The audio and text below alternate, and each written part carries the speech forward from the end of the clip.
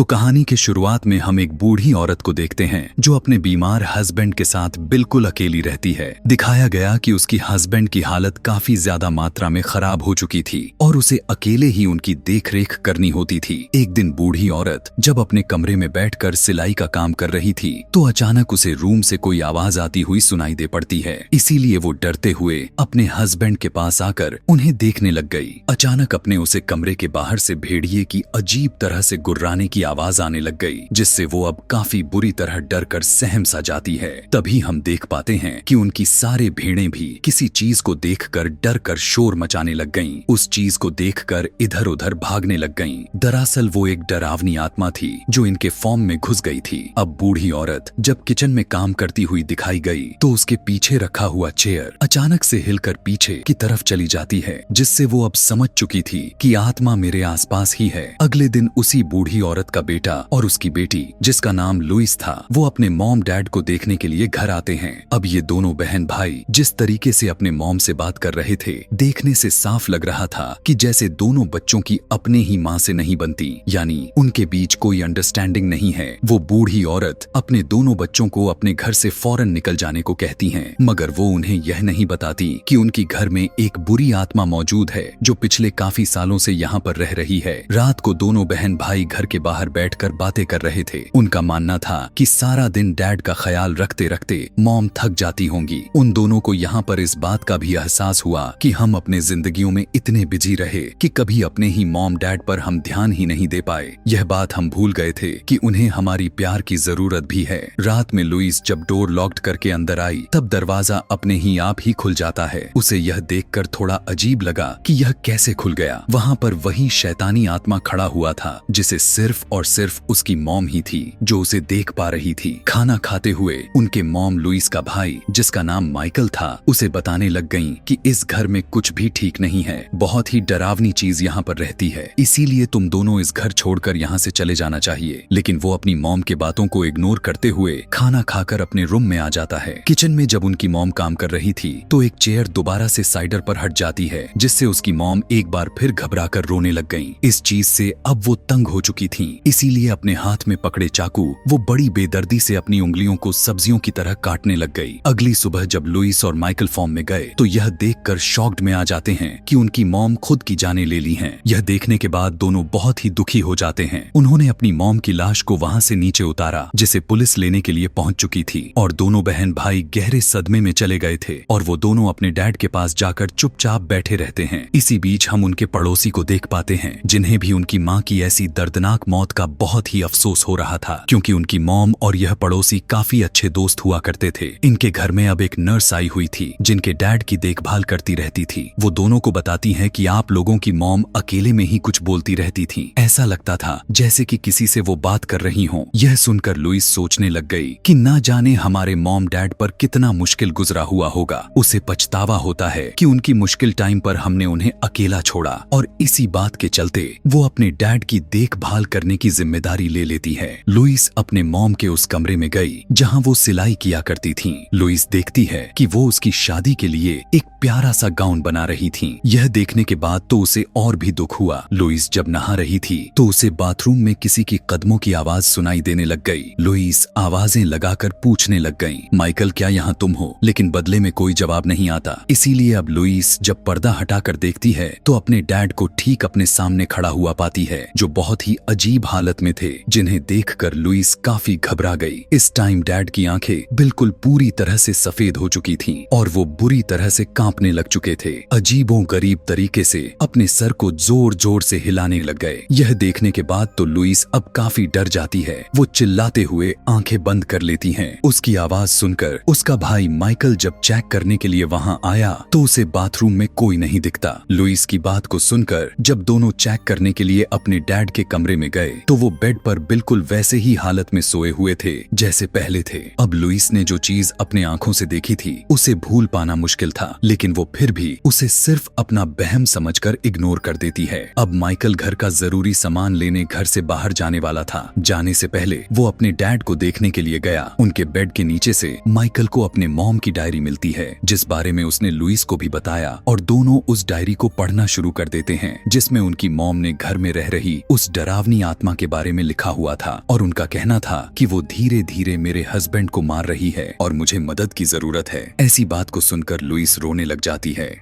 उस डायरी में जो जो चीजें लिखी हुई थीं, उन चीजों को दोनों बहन भाई घर में होने वाले हादसों के साथ मिलाने लग जाते हैं, मगर दोनों को किसी भी तरह से यह समझ में नहीं आता कि आखिर उनकी मॉम ने अचानक खुद की जाने क्यों ले ली। यही वजह ढूंढने के लिए वो दोबारा से उस डायरी को पढ़ना शुरू कर देते हैं, जहां उनकी मॉम ने लिखा हुआ था कि मुझे उस आत्मा की आवाज सुनाई देती है और मैं उसकी मौजूदगी को महसूस भी कर रही हूँ। वो न सिर्फ मेरे हस्बैंड को ही बल्कि मुझे भी मारने पर लगा हुआ है। अब ये दोनों उस डॉक्टर के पास पहुंच गए जो इनकी मॉम की लाश को मेडिकली चेक कर रहा था। वो उन्हें एक क्रॉस देते हुए कहने लगा कि मुझे ये आपकी मॉम के जेब से मिला है, जो सुनकर उन दोनों भाई बहन को काफी अजीब लगा था, क्योंकि उनकी मॉम कभी भी इन चीजों में नहीं रहती थी। इसके बाद अब दोनों बहन भाई घर आ जाते हैं, लेकिन उनकी बेचैनी बढ़ती चली जा रही थी। रात को लुइस जब अपने डैड की देखरेख करने में लगी हुई है तो उसके डैड अचानक से खांसने लग गए। देखते ही देखते उनके मुंह से एक मकड़ी निकलकर बाहर आती है। घबराते हुए लुइस उसे पकड़ने की कोशिश करने लग गई कि तभी यहाँ माइकल आ गया। वो पूछने लगा, सब ठीक तो है? तब लुइस इस बात को छुपाते हुए कहती है कि हाँ, सब ठीक है। जब माइकल अपने रूम में सोने के लिए आया, जो कोई उसके रूम के लाइट को ऑन एंड ऑफ करने में लग जाता है। आखिर ऐसा कौन कर रहा था? यही चेक करने के लिए माइकल विंडो से बाहर देखने जाता है, जहाँ वो एक बहुत ही अजीब नजारे को देखकर दंग रह गया कि उसकी मॉम हवा में उड़ रही हैं और वो माइकल की तरफ देखकर बहुत ही अजीब तरह से मुस्कुरा रही हैं। तभी अचानक से माइकल के कमरे की लाइट बुझ जाती है और उसे अपने रूम के अंदर से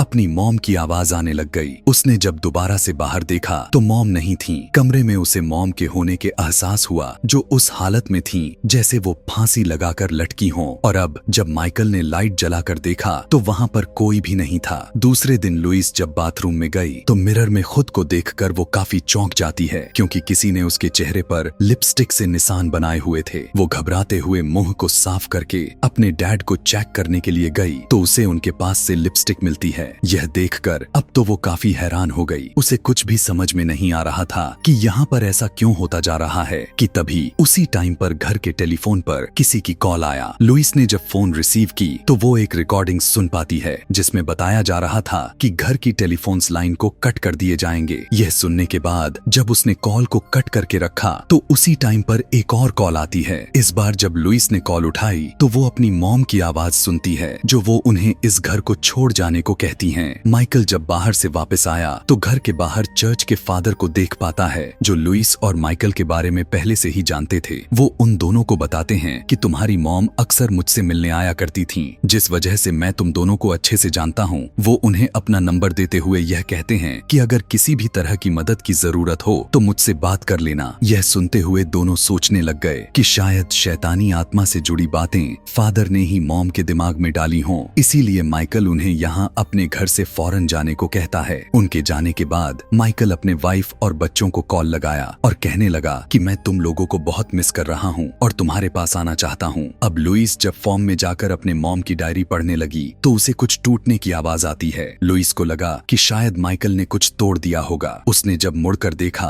तो वहाँ पर कोई भी नहीं था, लेकिन इसी बीच हम उसके पीछे दीवार पर शैतानी परछाई को नोटिस कर पाते हैं। अब लुइस को लगने लगता है कि जैसे उसकी मॉम की आत्मा वाली बात सच है। इसी बारे में वो माइकल से कहती है। तब उसका भी यही कहना था कि अब मुझे भी इस बात पर यकीन होने लगा है, और लुइस को उस रात के बारे में बताने लगा जब उसने अपने मॉम को हवा में उड़ते हुए देखा था। कुछ टाइम के बाद जब दोनों घर के अंदर आए तो उन्हें बाहर किसी के मौजूदगी का एहसास होने लगा। उसी टाइम पर उन्हें कोई चीज खुरचने की आवाज भी आती हुई सुनाई देने लग गई। उन्होंने जब बाहर देखा तो वहाँ पर चर्च के फादर थे, लेकिन इस बार उनकी आंखें पूरी तरह से सफेद हो गई थीं। इससे दोनों अब समझ चुके थे कि ये फादर नहीं बल्कि कोई बुरी आत्मा है। इसने फादर को देखा तो उसका रूप ले रखा है, क्योंकि वो अगर किसी को भी देख लेती है तो उसका भेस बदल लेती है। अब इनका पड़ोसी लुइस माइकल बात करने के लिए कॉल करता है। लुइस ने कॉल उठाई तो थी, पर वो कट चुकी थी। तभी हम देखते हैं कि वो शैतानी आत्मा अब पड़ोसी पर हमला करने वाली है, क्योंकि वो इनकी मदद जो करने की कोशिश कर रहा था शैतानी आत्मा लुइस के रूप में पड़ोसी के घर में घुस जाती है और उसके सामने ही चाकू से अपने शरीर और चेहरे पर बहुत ही बुरे तरीके से कट्स लगाने लग जाती है। उसे देखते ही पड़ोसी भी समझ चुका था कि ये असली लुइस नहीं है। अचानक से आत्मा पड़ोसी के पास आकर उसके कान में कुछ कहने लग गई, जिसके अगले ही पल पड़ोसी अपने आप को शूट करके अपनी ही जान ले लेता है। यानी इसी तरह ये आत्मा किसी भी इंसान को बस में करके अपनी जान लेने पर मजबूर कर देता है, जैसे पहले उसने लुइस के मॉम के साथ किया और अब पड़ोसी के साथ इतनी दर्दनाक मौत दिया।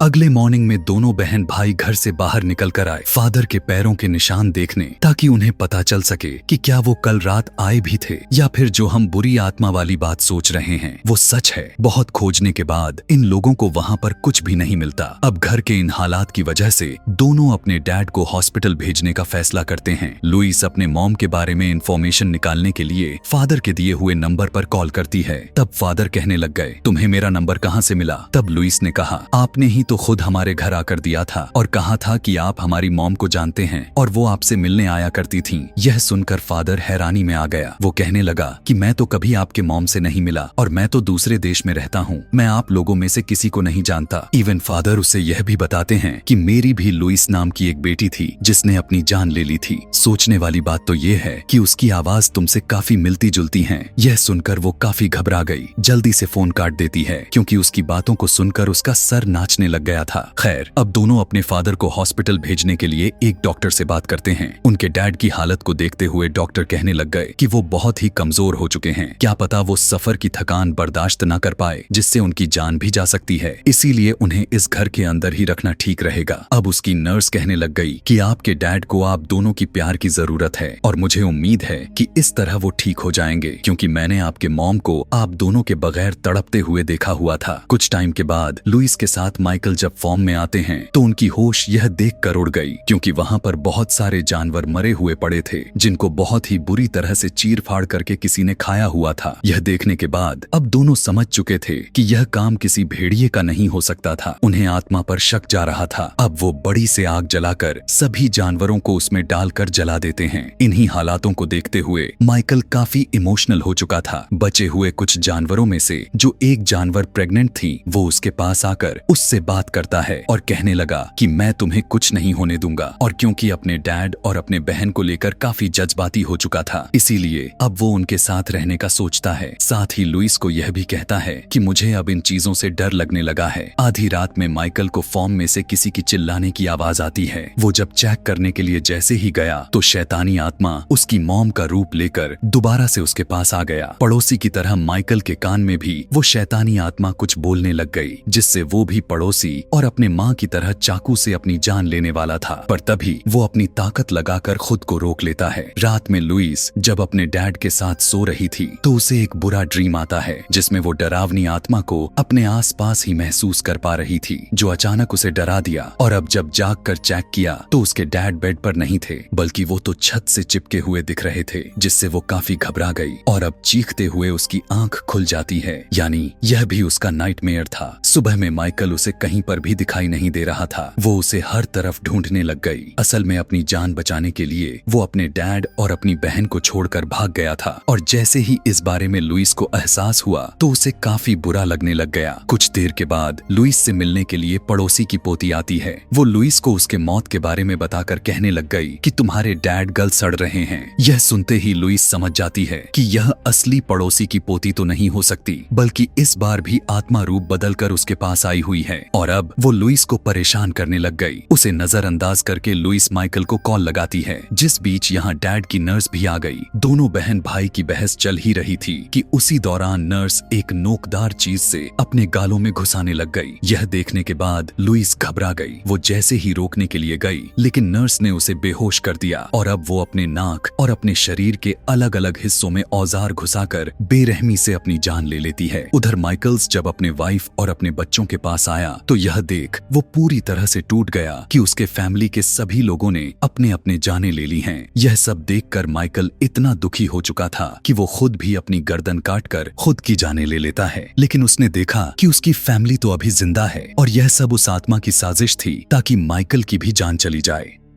इधर लुइस जब अपने डैड के पास थी तो फिर से उसके डैड को जोर जोर से खांसी आने लगती है। इसी बीच घर में माइकल की आवाज आती है। साथ ही साथ उसकी डैड की तबीयत काफी खराब होने लग चुकी थी। यह देखकर लुइस काफी घबरा गई। डैड को बचाने की कोशिश करती हैं, लेकिन वो काफी जोर से खांसते हुए अपना दम तोड़ देते हैं। इस बात को लेकर दुखी में जब लुइस रो रही थी तो उसे घर के अंदर से अपनी मॉम की आवाज आती है उन्हें देखने के लिए। जैसे ही उसने पीछे मुड़कर देखा तो वो आत्मा डैड के अंदर से निकलकर लुइस को भी मार देती है। यानी अब पूरी की पूरी फैमिली मौत के घाट उतर चुकी थी। और इसके पीछे की वजह यह था कि उनकी अपनी मॉम ने अपने किसी काम को पूरा करने के लिए उन सब की आत्माएं शैतान को सौंपने का सौदा किया हुआ था। इसीलिए आत्मा उनके डैड के अंदर रहकर उनके घर में बस गया और उसने फिर इस पूरे फैमिली को खत्म कर दिया। जो जो इनके रास्ते में आए उसने उनको भी मौत के घाट उतार दिया। और इसी के साथ यह कहानी भी यहीं पर खत्म हो जाती है। आगे ऐसे ही और भी मूवी एक्सप्लेनेशन वीडियोस देखने के लिए कमेंट में नेक्स्ट लिखना ना भूलें। Thanks for watching.